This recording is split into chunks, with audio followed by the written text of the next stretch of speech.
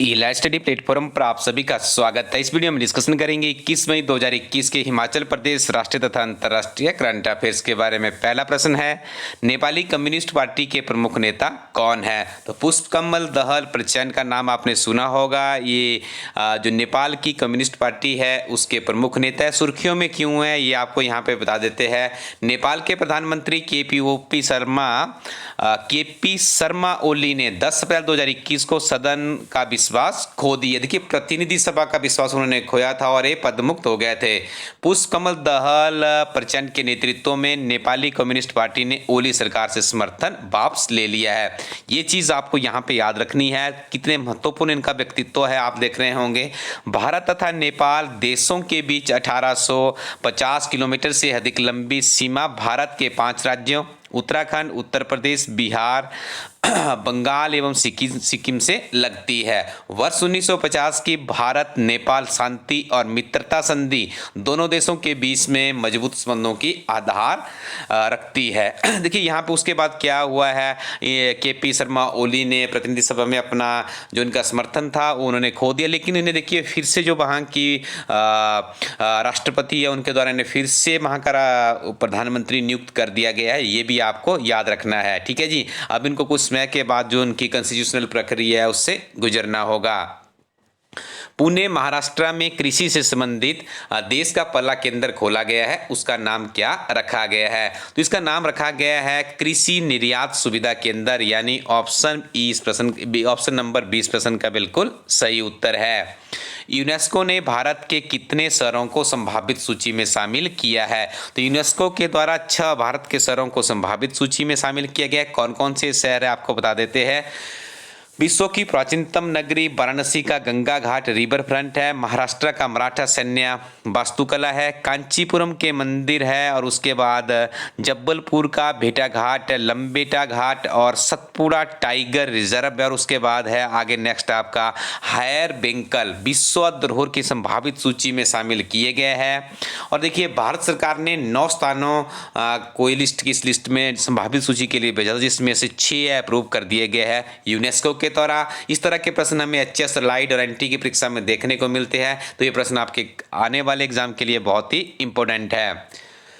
हाल ही में जगन्नाथ पहाड़िये का निधन हो गया, किस राज्य के पूर्व मुख्यमंत्री थे? ठीक है, जो आपको याद रखना है, जो जगन्नाथ पहाड़िया हैं ये पूर्व में मुख्यमंत्री रहे हैं राजस्थान के। ऑप्शन डी इस प्रश्न का बिल्कुल सही उत्तर है।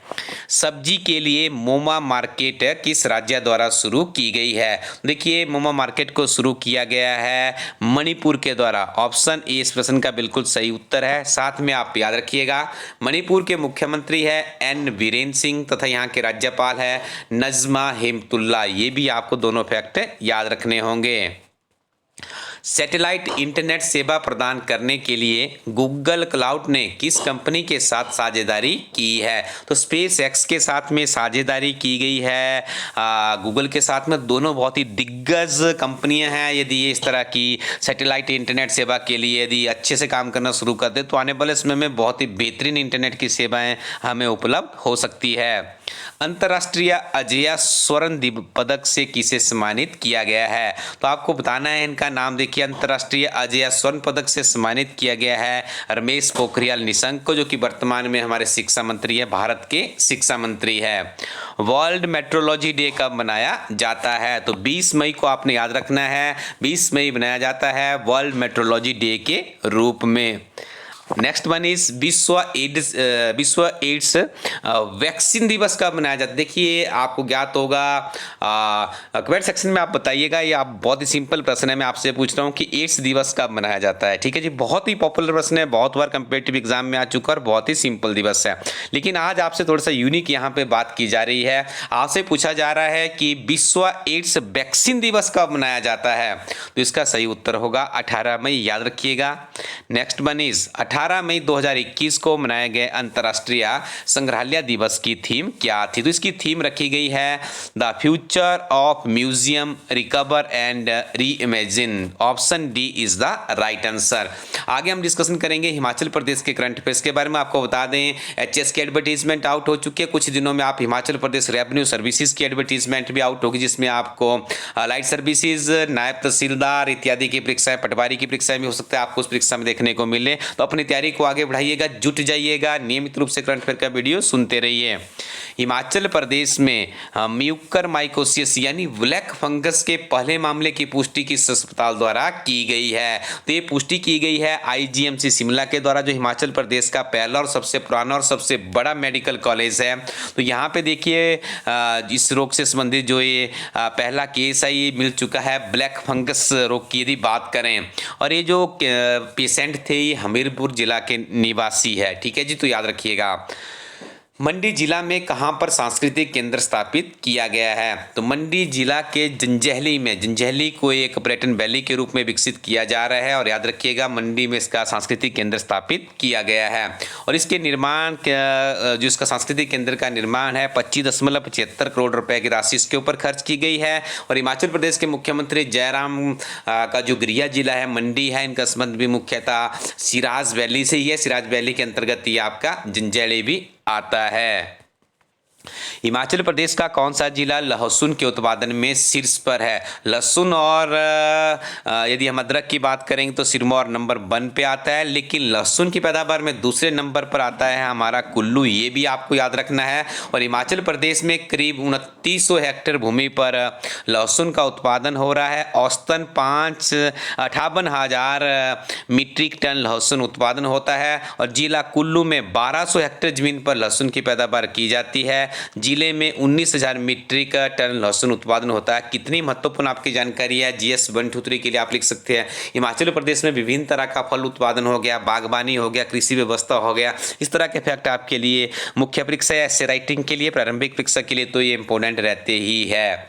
पतलीकुल क्षेत्र हिमाचल प्रदेश के किस जिला में अवस्थित है? तो याद रखिएगा पतलीकुल आपका कुल्लू में अवस्थित है। स्टूडेंट्स देरी ना करें, जुट जाइएगा, आपके पास बहुत ही गोल्डन अपॉर्चुनिटी है। बहुत से अभ्यर्थियों को लग रहा है कि एचएस में बहुत कम वैकेंसीज आई है। तो भाई लोगों हम आपको बताना चाहते हैं कि जो शुरू में एडवर्टीजमेंट आती है एचएस की उसमें कम वैकेंसीज होती है, लेकिन जैसे ही कमीशन के पास सरकार के द्वारा अप्रूव्ड और भी वैकेंसीज आती है तो इनकी संख्या बढ़ जाती है। ये इतिहास गवाह है। जब से हम इस परीक्षाओं के साथ में जुड़े हुए तो हम नियमित रूप से इस तरह का बदलाव उसमें देखते हैं। बाद में आपको और भी वैकेंसीज, बड़ी हुई वैकेंसीज यहाँ पे मिलती है।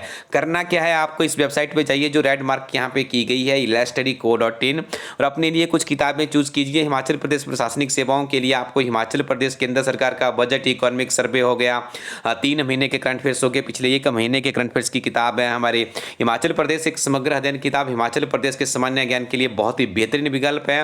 और 25 से 30 प्रश्न आपके एचएस में हिमाचल प्रदेश के सामान्य ज्ञान से ही आते हैं।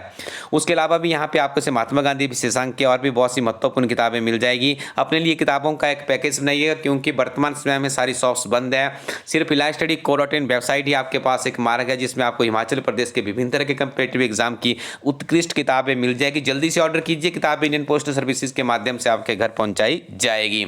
Thank you very much, keep watching elaststudy YouTube channel.